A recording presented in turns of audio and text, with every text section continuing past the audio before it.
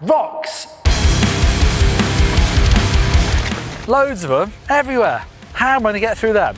Well, let's break it down and take a look at the best way of getting through rock gardens smooth and fast.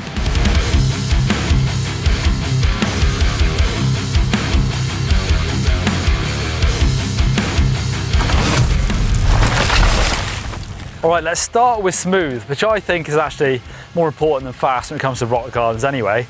The trouble is with these, you're gonna have loads of these rock edges that you're gonna whack into, rob you of your speed and momentum, that horrible, frustrating feeling. But this is gonna really start with getting your bike set up. A full suspension bike, of course, is gonna help you out already. Hardtail, you're gonna have to rely more on your line choice. But looking at a full suspension bike, this is where small bump sensitivity really comes into play. So you're not necessarily gonna have some big hits here, but just that start of your travel, if that's nice and sensitive, you're just gonna get really good compliance over these bumps and your momentum's gonna carry on down the trail. So that's where I look at my volume spacers. So, you know, obviously you set your sag on your suspension about 30% on the back, 25% on the front is my sort of rule of thumb. And if you're finding you're bottoming out your suspension even then rather than just put more air in, because if you do that, you'll lose that small bump sensitivity, I will then add volume spacers to make it ramp up further at the end and keep that first part of the travel super supple.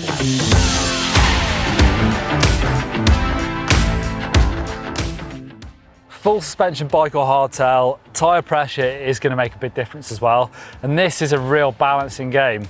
Personally, I like to run them relatively hard because this is where if you're smashing them into edges, you could pinch your tyre, pinch your tube, rip your tyre, damage it, puncture.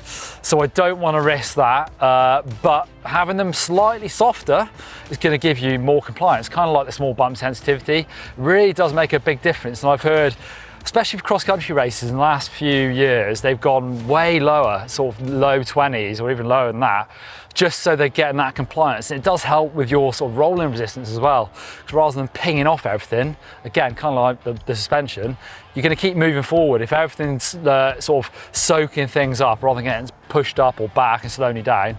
So balancing game, too hard, you're not going to get that compliance. Too soft, you're going to risk puncturing or ripping your tyre.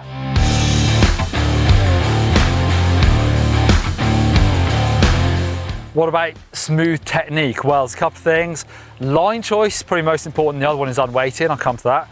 So line choice, I'm looking for these edges that I've talked about already and trying not to just whack into loads of them. So I can see if I come a bit right here, there's a big one, and that's one that could rip your tyre.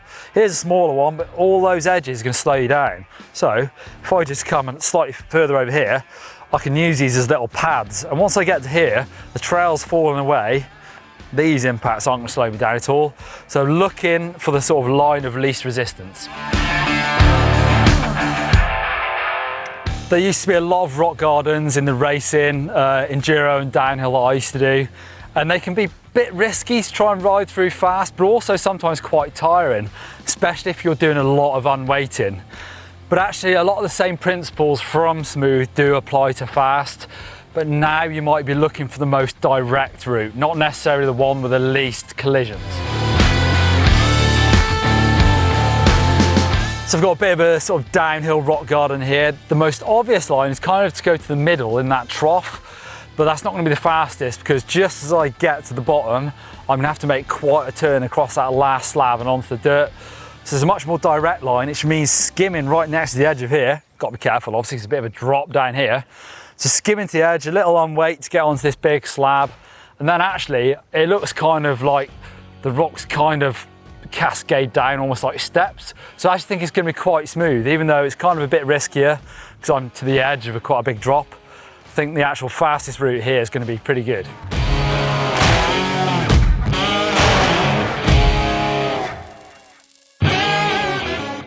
Sometimes if you've got rock gardens like this, where there's no really big holes, they're much smoother if you go faster. Kind of like riding down the steps. You know, as soon as you hit a sort of critical speed, you kind of don't drop into the middle as much. Smoother and fast at the same time, obviously. So this is going to work really well. I've just got to avoid the big hits, and if I'm going to find some of those, that's where I'm going to look to unweight, either bunny hopping to gap, or just really small unweighted motions, so I'm not getting those impacts.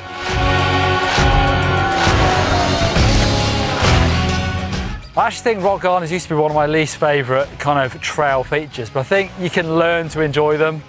The faster and smoother you do them, eventually you kind of master them. You think, well, I've kind of wrestled it into submission, and you're getting through it fast. It is definitely pretty hard work. Anyway, let us know in the comments down below if you're suffering with speed in the rock gardens or anything else, and I'll try and do a how-to especially for you. Give us a thumbs up if you like trying to go faster and smoother on your mountain bike.